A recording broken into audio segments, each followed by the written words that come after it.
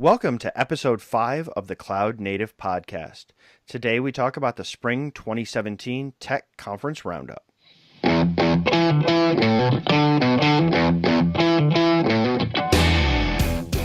Welcome everyone to the Cloud Native Podcast. We're back after taking a few weeks off. I'm one of your hosts, Matt Farina. I'm an engineer over at Hewlett-Packard Enterprise. And with me is Matt Butcher, who for the very first time I'll introduce, is an engineer at Microsoft.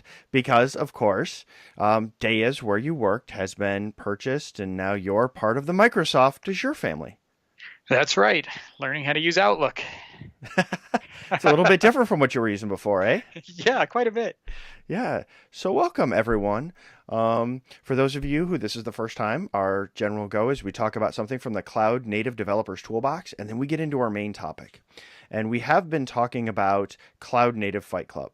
And this week we were planning on doing Docker versus Kubernetes versus Mesos, but we're putting that on hold for an episode. And we're going to jump in instead into the Tech Conference Roundup. There have been a number of big tech conferences, and there have been some announcements. And so we're going to talk through them. But before that, we've got the Cloud Native Developers Toolbox. And so today I actually wanted to offer up GitLab and GitLab CI. Matt, have you ever used it? I have not used GitLab. So GitLab is a competitor to GitHub, and it's something you can run at gitlab.com and host your own projects there and use the public service, or it's something that you can run on premise. But GitLab is a little bit different from GitHub because it's source control, ticketing, CI. They have a built-in CI solution that uses containers and does pipelines and some interesting things like that. But they've got a number of other tools. They've brought chat in. And so it's not just your Git hosting. It's all the tools brought together to do your project work. At least that's what they're trying to do. And so I was going to call them out. In fact, if you head over to the show notes, one of the neat things you can do is, we've got examples of this, you can deploy to Kubernetes using your favorite project, Helm. And imagine every pull request getting its own stand-up in Kubernetes using Helm, and having your CI/CD deploy to versions, and maybe create the chart and push that to a registry at the same time that it creates the image and pushes that to a registry and then deploys them all together. There are flows and stuff like that you can deploy, and there's examples. And so because it's using Kubernetes to deploy applications, you can do CI/CD, and it does all those parts. I would call that pretty cloud native. And so if you go over to the show notes, I will link off to some examples there. So what would you say are the big compelling reasons where someone might look at GitLab instead of just hosting on GitHub or Bitbucket or something? So they're all competitors to each other. Where I looked at what was interesting to me about GitLab was the CI aspect right alongside of it. I mean, we talk about cloud native and using containers and pipelines. Maybe, I've got 4 steps, and there's one step in there where 2 things can happen in parallel. Well, how do I put that together and have each step be containers and maybe use different images that act as plugins and make that all work? How many CI systems do that today? I would say not enough, but how many of them where if I just grabbed one system, gave me my source control and my CI and some of my tools all together, where I didn't have to go searching around for all these different things, they're all just together and work. And that's one of the things GitLab has done. And it caught my attention. So that's what we've got for the Cloud Native Developers Toolbox.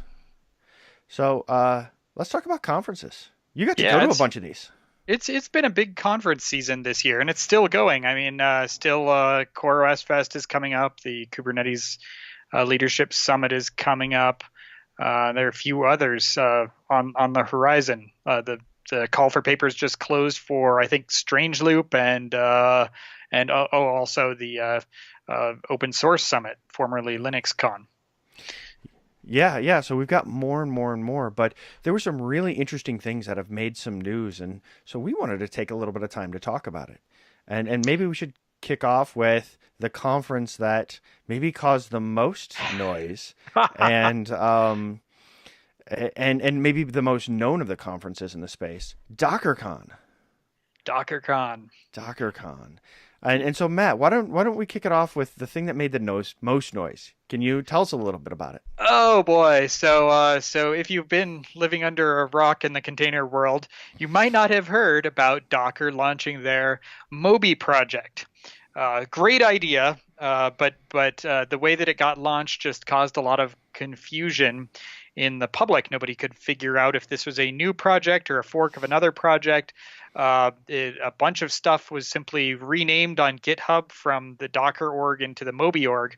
But in a nutshell, and I'm going to say we called this one, in a nutshell, Docker has rebranded big chunks of the core Docker engine under the label of Moby, and it's moved to a separate project in GitHub. And the projects have all been renamed to abide by this new sort of Moby name. What was your impression, Matt, about what exactly went wrong there in the naming? Were you as confused as the general populace like me seemed to be when this whole thing went down at first?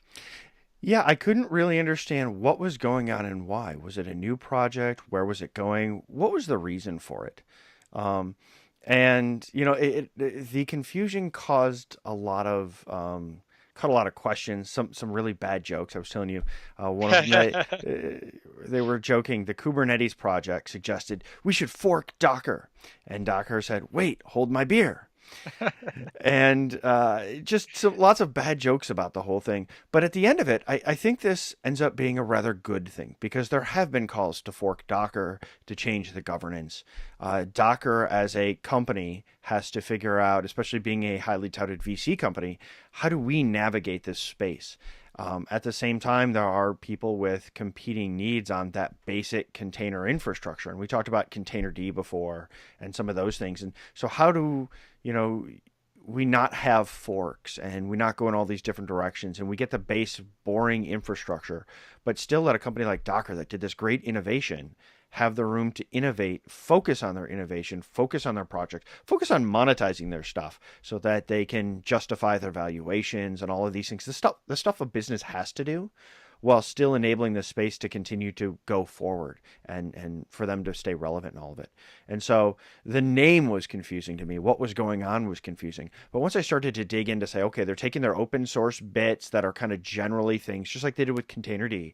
Here's some more of them. We're going to put them over here in this Moby project. And then we're going to go focus on how do we bring it all together? Where are our interesting differentiators that build on top of the boring, which you want your infrastructure to be boring. It's like VMs. You don't want your VM stuff to change, but the way you orchestrate and do stuff on top of it can get interesting.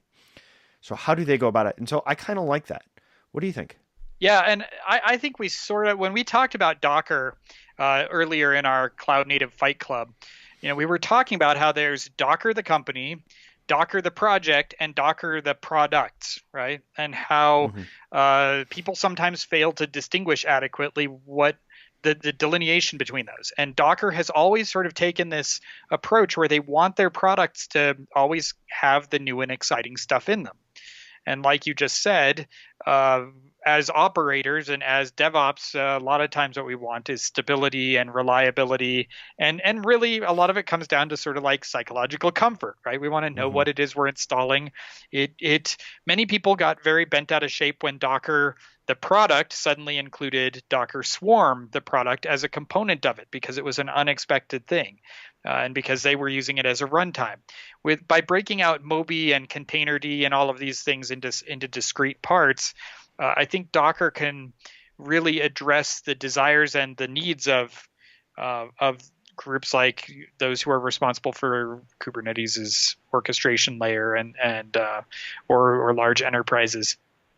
But at the same time, continue to sort of rapidly iterate on the Docker family of products and keep rolling in the things that they feel like are the best, conglomeration of tools. If they think that Swarm ought to be part of the official Docker toolkit, they can still roll that kind of thing out, but they can still point people back over and say, but if you just want this piece of the runtime, use Containerd. If you just want this part of it, just use Moby. So I think it was a very clever move. I think it was just sort of I think the failure was at DockerCon, they're trying to build a certain amount of hype and momentum because it's the conference, right? It's Mm-hmm. where they get their big Mm-hmm. chance to Mm-hmm. unveil things.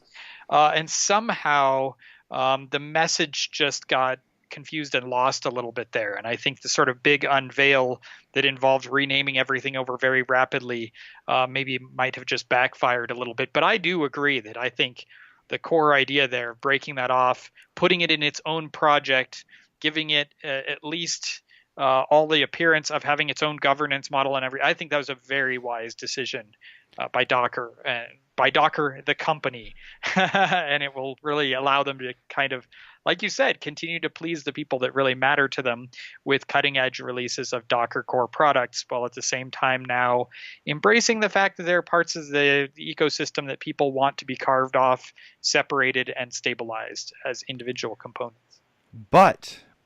So But Docker there's had the name recognition for all the layers. You said, this is Docker. This is Docker. Docker had the name. By taking some of these core components and sticking them under the Moby name, do you think it waters down Docker's name recognition, known entity in the market because their name won't be used as often for everything? that is, I mean, that's always a big risk with anytime a big company comes in and pushes a product into open source and then gradually withdraws their name from it or suddenly withdraws their name from it. So I do think I think you might be onto something. I think that could be a big risk for them, particularly as they're not really a big company. They're a startup, and they really don't want to lose the clout that comes along with having a kind of core infrastructure piece. Do you think? I mean, is your feel that this is a risk on the investment and shareholders side, or just a risk as far as tech people failing, no longer equating Moby with Docker, the company, or all of them? Do you I'm think not this is sure. financial or technical? That's what I'm saying. I'm really not sure because it really has to do, at least for me, how, because for them, their valuation and where they go is a lot dependent on paying customers. And so if the paying customers care more about things like the enterprise versions of Docker, and I'm not going to misname them right now because they've changed and I haven't kept up completely on what all the names are, even though I heard them earlier today. Um, I, I think when it comes to the value, it's probably there for the enterprise customers, the paying customers, and so they're going to be okay um, at the end of it because name recognition gets you so far, but what keeps you employed and getting a paycheck is people willing to pay you, and customers, in order for them to justify their valuation and to stick around, and for the investors at the end of the day to recoup their money, people have to pay for Docker and Yep. what they can sell. Yep. So also at the conference, to switch gears a little bit, that wasn't the only thing, was it? No, it was the only thing that really grabbed the headlines, but some other cool stuff happened at DockerCon this year. Some other And cool stuff. Linux Kit's one of them, I think. Yeah, so when Linux Kit came out, it totally confused me. I'm like, what is Linux Kit? Is this a kit I can use to build my own Linux distro? Is it a Linux distro? Is it something to help me add on to a Linux distro? Things to help me do containers? What is Linux Kit? And the answer is yes. The answer is yes. And by the way, for the Docker folks have come out with a number of different things at something kit. This isn't the first time. It's just kind of a naming pattern that they've been using over time. And so Linux Kit was like, okay, here's our thing somehow around Linux.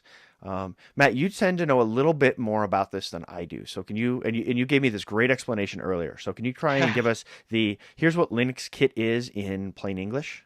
And I can. Or maybe not plain English, but cloud native developer English. No, and I think you're right. I mean, the general perception that it's a toolkit for building smaller Linux distributions that are really container first Linux distributions is very much the accurate description of what it is. You can go browse through the repo. I think they're hosting it at linuxkit/linuxkit at GitHub. And you can see, in the examples, these base Linux distributions that are built with something that really looks to me a lot like Docker's compose.yaml file. But this time, you write a YAML file that says, "Hey, here's the kernel image I want. Here's my initfs. Here's the various things I want to happen at startup," and it builds you a little Linux distribution. kind of container native Linux distribution. I think they kind of drew some inspiration. I'm going to call it without really knowing it all and say I think they were inspired in part by the way that Rancher OS has successfully containerized various pieces of a low-level Linux system. Um, and I think they also wanted to kind of open up more of the core of what I suspect has been behind, sort of the evolution from boot to Docker and things they've learned from Docker machine. And as they built Docker for Mac and Docker for Windows, I think basically they've done something really cool. They've built a kit that really sort of makes it possible for the rest of us to enjoy or build on the education that they have gained over the last, what has it been, almost 5 years now since Boot to Docker first came out? Ooh, has it been that long? Wow. I don't know. In cloud years, In cloud, like dog cloud years. native years. Yeah. So let me ask this, because you just touched on Linux, and yet we use it at multiple layers in the stack, really, right? You've got your bottom layer where Linux will run, and then you'll run like Kubernetes in that. And then there's the Linux you run inside of your containers. If you're not using, say, a Scratch container, you might use Alpine or Ubuntu or something like that inside of your containers. Where would you be more likely to use something like Linux distros made from Linux Kit? Would you want to use that to build like a replacement for Alpine? Or would you want to use that as more your base one where you're running Docker itself in, or you're running Kubernetes in, those kinds of things? I mean, well, Alpine itself can be a standalone distribution. We've used it in some embedded stuff years ago. But I mean, your typical Docker image is really not, I don't think, where you're going to end up using Linux Kit and getting a lot out of it. Now, if you were trying to build a lower level setup that, say, ran your own little personal Kubernetes cluster, Linux Kit is going to provide you with sort of the bare bones to start constructing something like that. In fact, one of my colleagues, Lockie, demoed earlier this week to just a couple of us how he had run Kubernetes by basically bootstrapping a Linux kit with Kubernetes running inside of it, and it was really cool. And he did it in an afternoon. Now, granted, he's super smart and knows what he's doing. I'm not going to claim that everything can be built with Linux Kit in an afternoon, but clearly you can have success fairly rapidly with it to build some kind of cool, non-trivial kinds of applications. Running Kubernetes is non-trivial. Yeah. Isn't that the truth? Yeah. So that also, if we expand beyond, say, the Docker conference into, say, the week afterwards, there was also more big news, because the news just keeps coming out of Docker. Yeah. They give us a lot to talk about. And this one's a little different. Docker has a new CEO. Docker, okay, we talk about Docker, the product, Docker, the libraries, Docker, the company, Docker Inc., has a new CEO that was announced just after DockerCon. And in this case, can you pronounce the name? So the new CEO is Steve Singh, and he replaced Ben. Do you know how to pronounce it? Golub. Golub. This is the thing about being on the internet. Too often I don't hear the pronunciation of names, and so I'm sorry if I butchered it. But they replaced, yes, and Steve has been the chairman of Docker. And granted, so Docker is a VC-funded company, and so part of this makes me wonder what's going on with Docker as a company as they spin out Moby, as they change CEOs. Do you think something big is happening over there? I mean, the other big thing is they have really started to embrace Kubernetes. For a long time, the sort of rhetoric you were seeing coming out of Docker was, instead of Kubernetes, use Swarm. Now we're seeing a lot more official news out of Docker about using Docker and Kubernetes and using Docker within Kubernetes. And so I don't know. I think we might be. Here's my guess, because it's totally a guess, is that the pressure has been felt that Docker needs to focus on its sort of grown-up role, right? That they are now viewed as a core piece of infrastructure. And I don't know, what a transition in CEO has to do with any of this, and I'm sure a lot of it has financial implications that me as a poor engineer will not understand. But I think that it's yet another signal that they're taking it seriously, that they view their role as a new crucial piece of common infrastructure instead of as the latest and greatest hip tool that you can play with. Yeah, I hadn't thought of that, but I think you might be onto something there. I'm also wondering when you have some of this transition, um, Docker has innovated a whole lot of really cool stuff over time. I mean, not just like cool in the ooh new hip fad, but useful things that has changed the way we think about and do a lot of our technology. And I would even say so far that it's the thinking that's led behind that is even led into things like lambda functions and smaller units and how we do it. Just the way we think about it is changing at a rapid pace. And I want to give a lot of credit to the folks at Docker for that. But Yeah, when you're a VC funded company, you also need to figure out how do you monetize well. And a lot of that has to do with how you play well with others and partner and work well in, who pays for infrastructure, enterprise companies, things like that, who they don't single source stuff. They bring in pieces from all over. They integrate stuff together.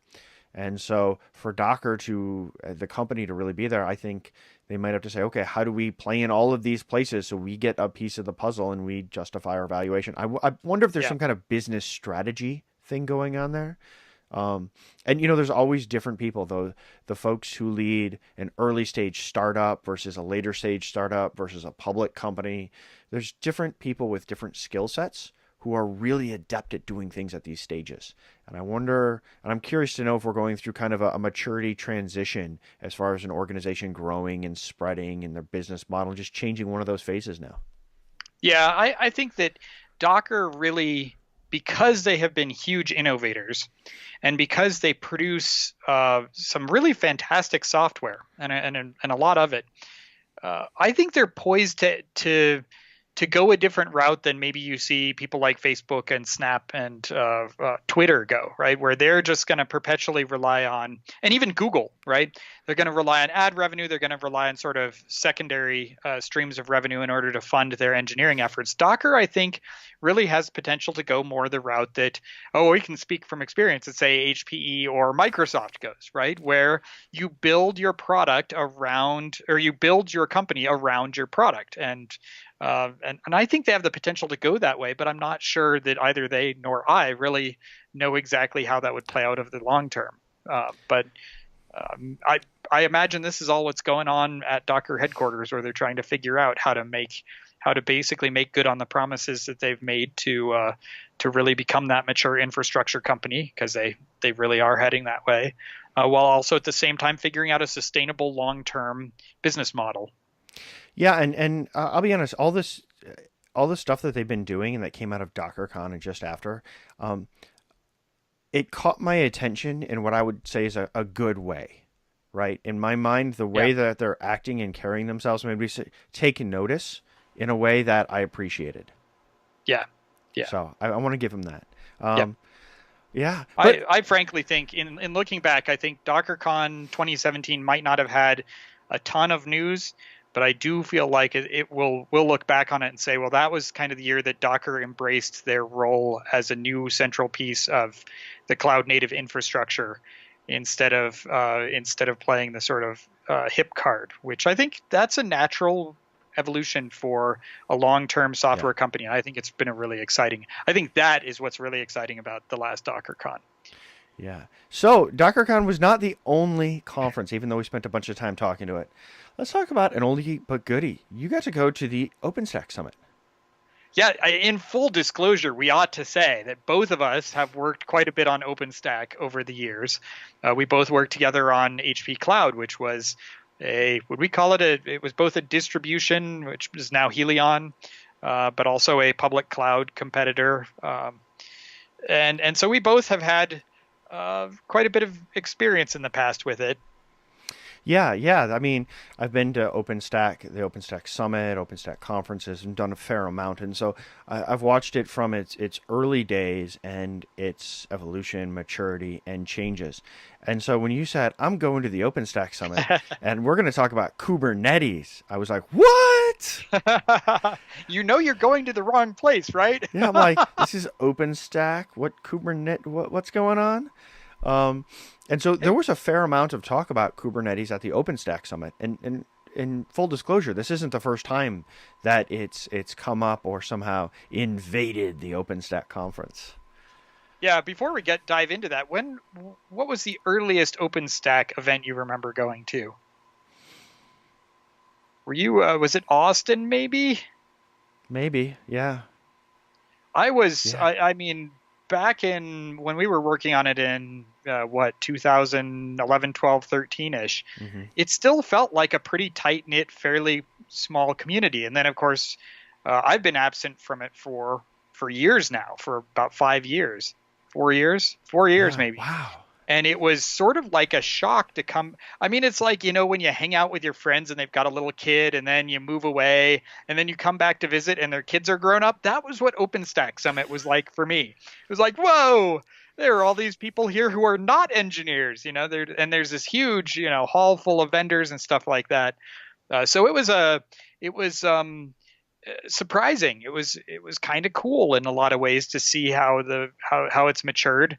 Um, Also, yeah, it was a little bit daunting because there were far fewer engineers there. I remembered, OpenStack groups as being primarily engineers talking to engineers about ways to get stuff done.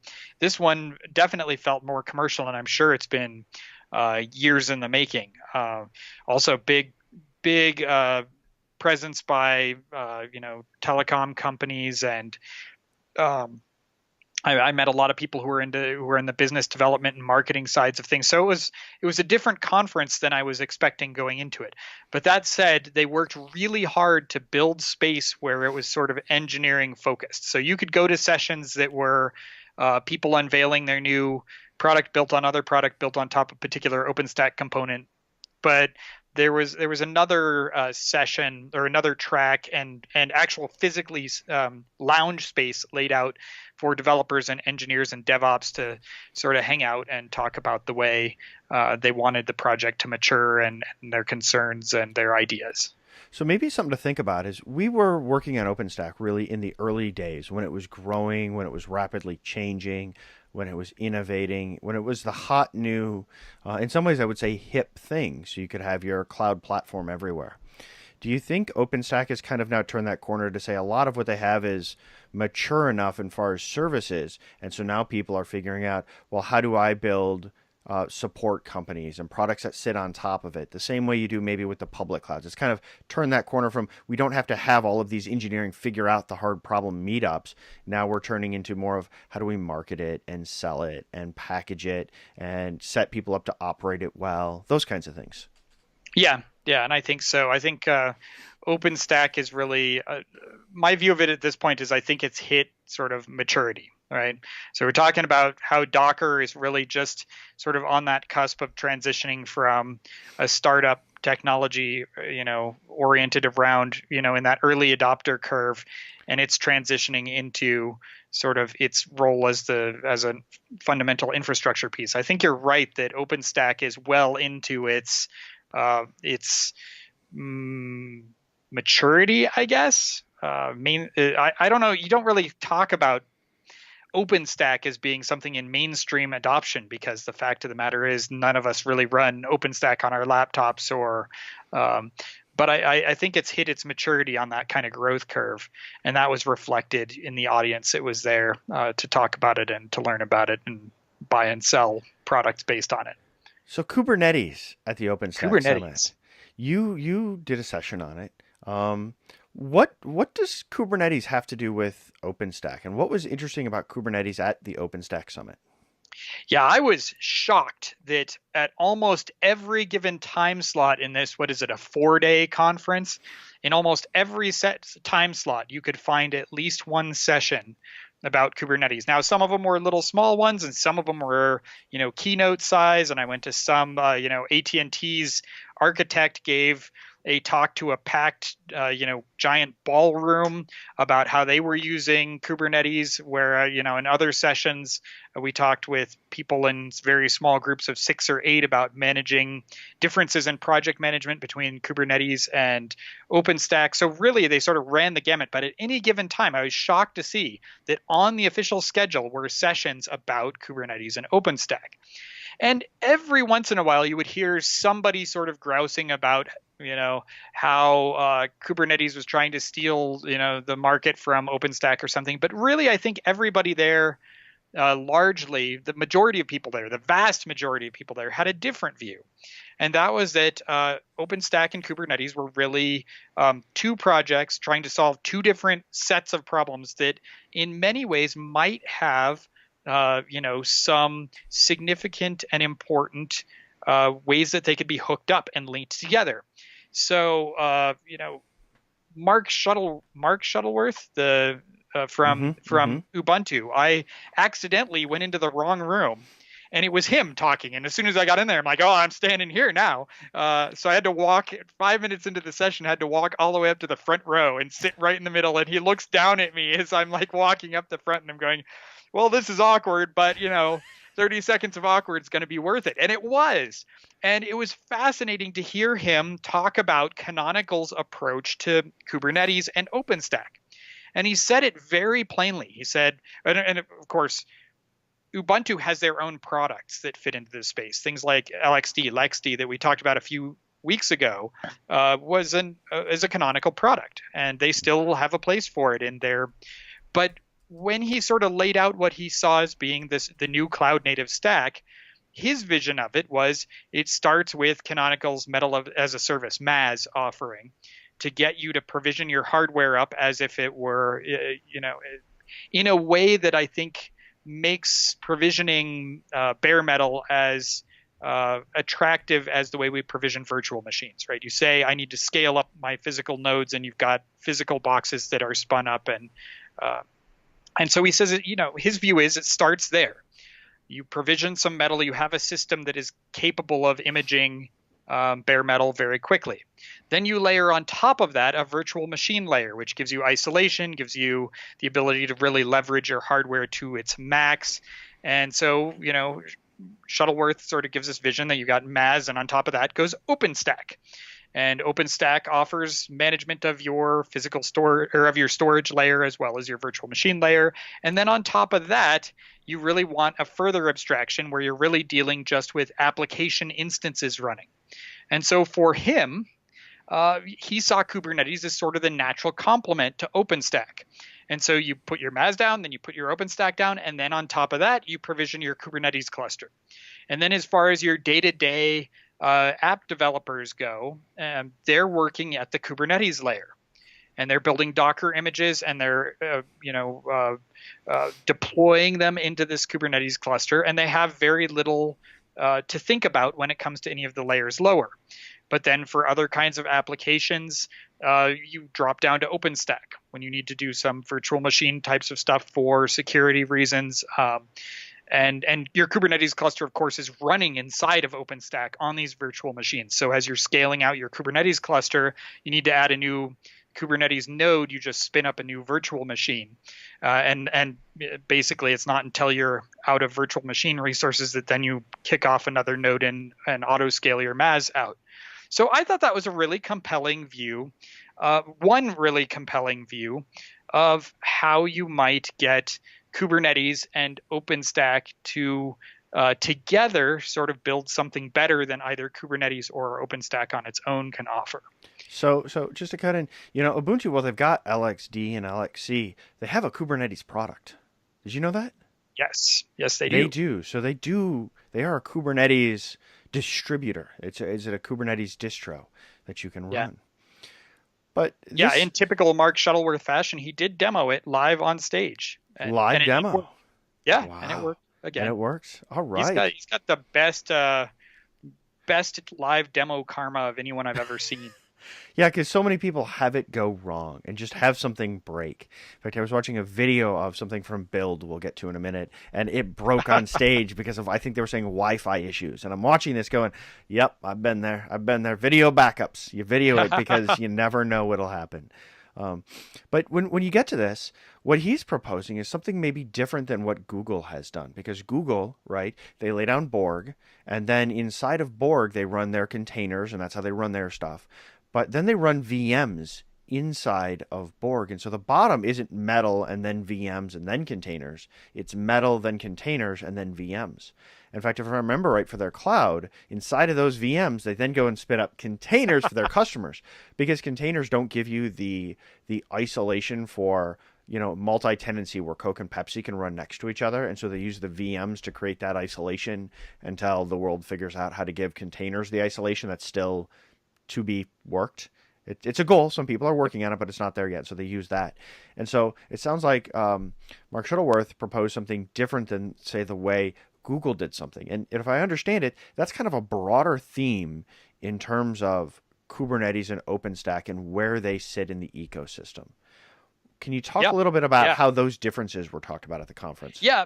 In fact, at the end, Shuttleworth says, well, does anybody have any questions? And one person from the audience raises their hand and says, well, yeah, what if you wanted to invert that and run Kubernetes and then run, OpenStack inside of Kubernetes? And he sort of said, well, I don't really understand why you do that, but there are projects out there to help you do that, and of course, Canonical will help you get that done.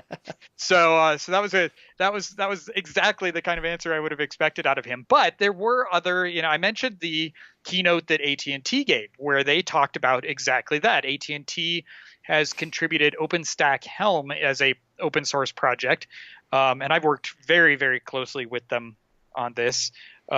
Because I'm the project lead for Helm, and Helm is a way of packaging and distributing applications on top of Kubernetes. Well, they wanted to package and distribute OpenStack on top of Kubernetes because they liked that particular Borg approach, where they wanted to be able to provide their OpenStack user base with a way of provisioning clusters very rapidly without having to know anything about the hardware setup under them.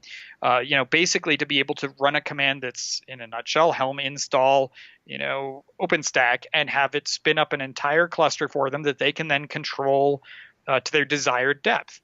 And they were not the only ones who brought that approach out at OpenStack Summit. SAP has also talked about that in public already. They talked about it at KubeCon EU, and they were at OpenStack Summit talking about their approach there. And also the Cola Kubernetes project, which is part of Cola, OpenStack Cola, which is been a concerted effort by several developers to build a good solid distribution of OpenStack, and they can deploy that now on top of Kubernetes. And so we have seen, we're seeing at least 3 major players in this space that are saying we'd like that Borg model where we would use Kubernetes as our base layer. So for them, I presume, it's metal. Maybe they've got a MAS-like layer, and then on top of their metal, they're provisioning Kubernetes, and then on top of Kubernetes or within Kubernetes, they're provisioning multiple OpenStack clusters, each one tooled to whatever the needs of that particular business unit or customer or whatever are. So it was interesting. I got to see sort of both sides and got to listen to 2 very compelling different use cases, both of which I think are valid. Now, I'm hoping that nobody goes the full-on Google route and starts doing Kubernetes on OpenStack on Kubernetes on OpenStack on Kubernetes, because that might be It's turtles all the way down, right? Yeah. Yeah. So there was a lot of talk about Kubernetes at OpenStack, and it sounds like how even the recommended best practice, there isn't one way to do it. There's no recommendation of go this way. There's a dual path approach that it sounds like it's still in those days. It's one of those engineering problems that's still being worked on. Yeah, and I think that if we all build our tools well, then and at the right level of abstraction, I mean, the cloud native promise should be that we can build it either way.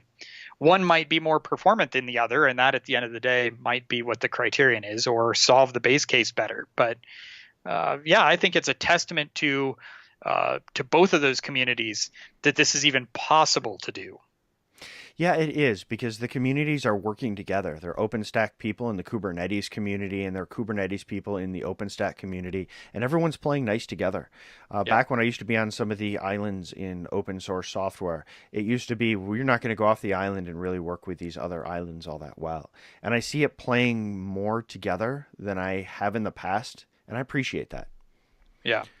Yeah. So I think if I were to summarize kind of the theme out of the OpenStack Summit, out of the track that I out of my admittedly biased view, since I was focused on the Kubernetes OpenStack stuff, was that here you saw a mature project, OpenStack, that was very interested in seeing how they could sort of hoist the new project Kubernetes and really build some really interesting things by figuring out different combinations and different approaches to combining the two. Yes. And so we should probably switch gears to the last conference that we Yeah, have listed here. And it's one that I laugh at because a few years ago, I would never have thought about talking about this in the cloud native space. It was enterprisey. And your work has been purchased by them. And so we're going to talk about them, but I actually want to talk to them. I'm excited. It's Microsoft's Build conference. And Azure, when it comes to cloud and cloud native, has gotten interesting, yeah. especially with things like Azure Container Service (ACS) and what's going on there to make it easy. I mean, we talk about running containers in AWS, and AWS has kind of their own way to do containers, unless you're going to lay down Kubernetes or your own thing and manage it yourself. Google does Kubernetes really well. I mean, Kubernetes is their project, but Yeah. ACS has come along and it does Docker, Swarm. Mesos, Yeah. and Kubernetes. It's not saying, hey, we're gonna double down on our own or on a particular one. We're gonna make it easy to do the three big players in the market that we're gonna throw down on in Cloud Native Fight Club and coming up in a future episode. And there were And some. they've made it remarkably easy to deploy these things too. So easy that I accidentally deployed a Mesos cluster without even realizing it the other day. Because really, it's just one command. I typed in the wrong thing on the Azure AZ command and deployed myself a Mesos cluster. I'm like, oh wow, this is great. The UX is so easy, we can accidentally bill you for things you accidentally spun up, and hey, it happened. Sorry. That's easy UX. At the Build conference, there was talk about ACS, and there were some neat things that came out of it. Um, and two of them really struck me. One of them is something I've wanted to see for a while personally. But first, there was this idea of the Azure Cloud Shell. Is that what it's called? A Cloud Shell, Azure Cloud Shell? Is it ACS Cloud Shell? What's I the right name? think we're just calling it Azure Cloud Shell. Okay. And so Azure Cloud Shell. Tell us about Azure Cloud Shell. Well, some of us happen to like command lines a lot more than we like pointing and clicking. So Cloud Shell is an interesting product to merge together that sort of web console with, or the web console interface with an actual terminal window. And so you can, from your Azure console, spin up a terminal that connects you to your ACS cluster, and you can take a look around and basically be an acting node inside of your Azure cluster and do all of that inside of the web browser. So it means sort of the combination of the console running securely inside of your web console, giving you that same kind of command line experience that otherwise you would get by running a series of commands at your command line. So it's kind of a cool way to just lower a barrier of entry and make the functionality a little bit easier to get to and quicker. And the nice thing that I like about it is that I'm logging on from my personal computer. I got to do something really quick and log into the cloud console. Yeah. I don't want to download and configure everything locally. So I can log in via the web and then kick off this console and have my home directory there and have Helm pre-configured, talking to my Tiller instance in the cloud and in Kubernetes, and I can just fire away really quickly, get it done, shut it down, and close my laptop and go back to regular life. I really like that kind of experience, and I thought that was a really cool way for Microsoft to sort of bubble up that experience and make something that would have normally required about 30 minutes of configuration be completely pain-free. So let me ask this, because it's Microsoft, so I have to ask. Is this a PowerShell like shell? Is it a POSIX like shell? Is it a command.exe like shell? What's the shell like? It's Bash. Okay, there could be other ones. The only one I've ever used is Bash. I mean, I work for Microsoft and do Linux all the time, all day, every day. So I have only played with the Bash version. I'm not sure if there's a PowerShell version. I'm going to have to plead naivety on this one. No, and I call it out because Microsoft is getting known for its Linux or its POSIX credentials, and a lot of developers they like Linux, they like POSIX, they like that kind of thing, and so I think it's neat to see that in this environment, and that's what you know. Yeah. And, and then there's the other announcement that came out, and so I'm going to prefix this one by saying. I have long said that for app developers, Kubernetes is hard. It's difficult. When we started SIG apps a long time ago, it was this idea of how do we try to make application development and operation easier? What kinds of things? And I think Helm goes a long way to that. And at Build, the first knowledge came out of a new tool that came out of you wonderful folks at Deis, now Microsoft, to help with those app development that getting started, that working. And it's Draft. Can you tell us a little bit about Draft and what it does, where it sits in the stack, how it's different from Helm?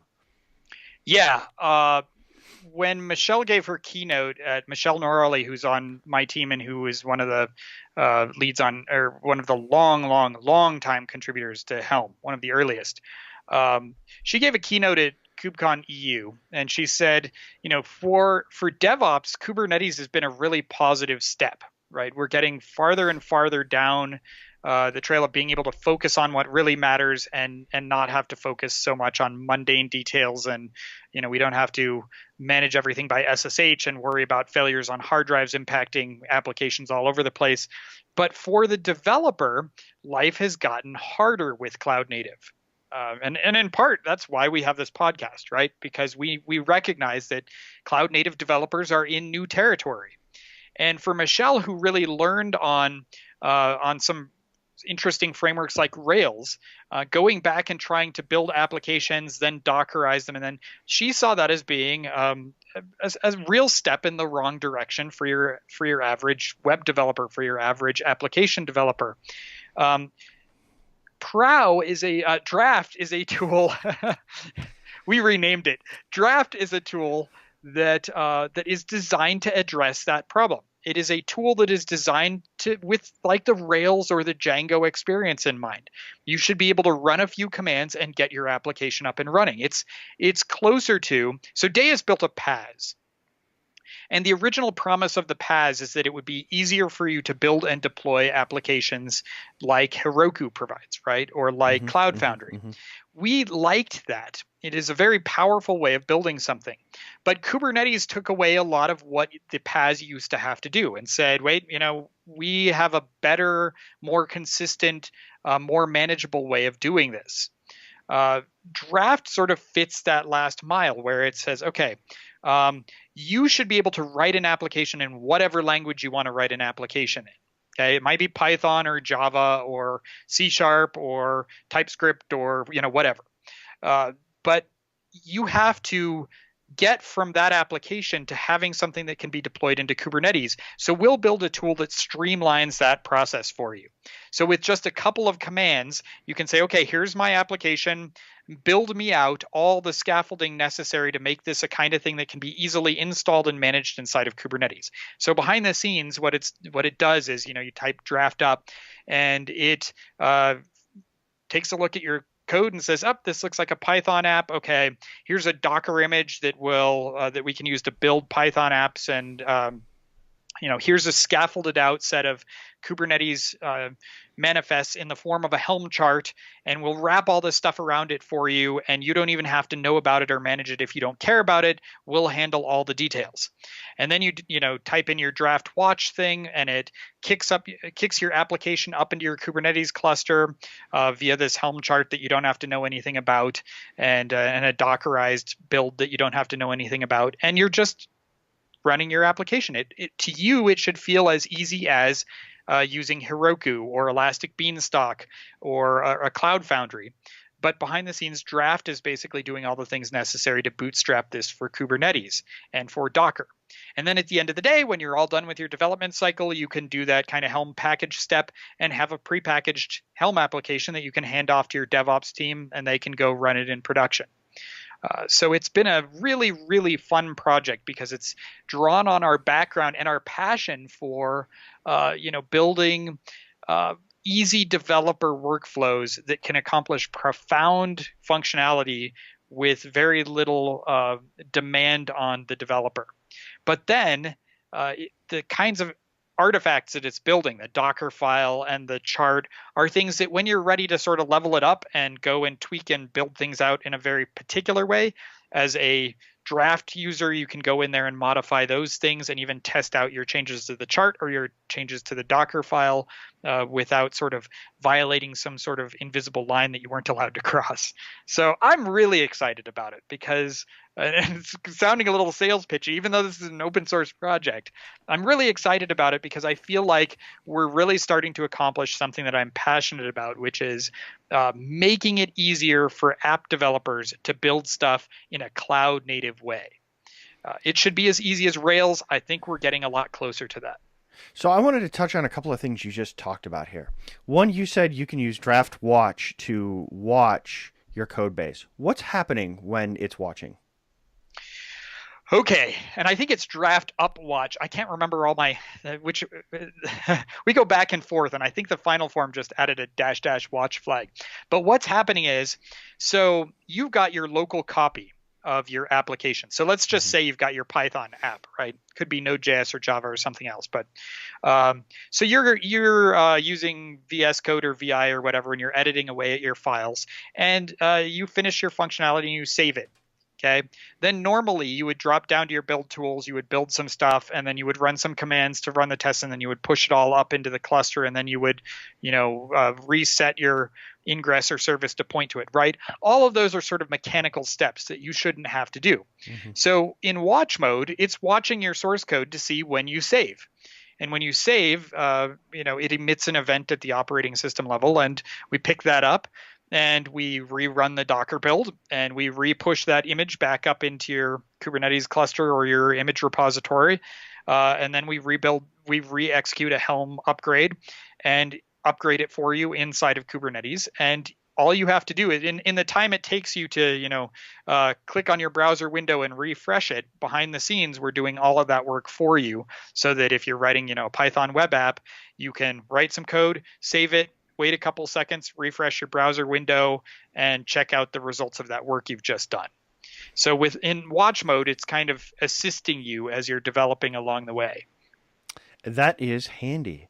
The other thing that I was curious about is so with a PAS, and this is one of those things I kept saying, how does this line up with a PAS? And with a PAS, you tend to end up with something like a Heroku build pack, and it's very opinionated. You build your code for the PAS. It gives you not the starting point, but the final point, right? You build it for this, and then you can keep deploying, and it does a lot for you. But you touched on this idea that, it does that. It builds it up and it deploys it, and you can keep doing that, and you get your Helm charts and your other artifacts that you need to deploy it in a cloud-native manner. But you can actually go in and start tweaking those. Because one of the things about Kubernetes is it gives you the ability to do amazingly complicated things. It makes the complicated possible, but sometimes the easy is hard. And so it sounds like what you're saying is it gives you that first step. And if you really want to get complicated, you've got the full power to get complicated in there. And the tools still work even when you customize it. Is that right? Yeah, yeah. Yeah, and I mean, so we've got a Helm chart in there, right? And one of the advantages of a system like this is if you want to add a Redis database to your application, really it should be as simple as going in and dropping the Redis chart inside of your Helm repo or inside of your Helm chart as a subchart. And the next time you deploy, it'll bring up that Redis cluster for you. That's kind of the feel we're after, and that's the feel that I think you should have, and that's one of the things that I think Draft is going to make possible and simplify the lives of developers. Right? You don't have to go set up an external service that provides you Redis and then figure out how to manage and copy and paste various things back and forth between one web browser and your developer environment. This should all just be part of the environment you work in. All right. Well, it kind of turned from a conference talk into a sales pitch on a couple of things you've worked on. But I'm all right with that because at the end of the day, the things that make life easier for cloud native app development are the kinds of things I appreciate. So, hey, it Yeah, worked out. yeah, yeah. So, Sorry for getting so enthusiastic on you. I'll try and keep it toned down in the no, future. no, no, that's all right. So that's what we got on DockerCon, the OpenStack Summit, and Build that caught our attention. Um, Thanks everyone for listening, and we'll be back next time. Bye. Bye.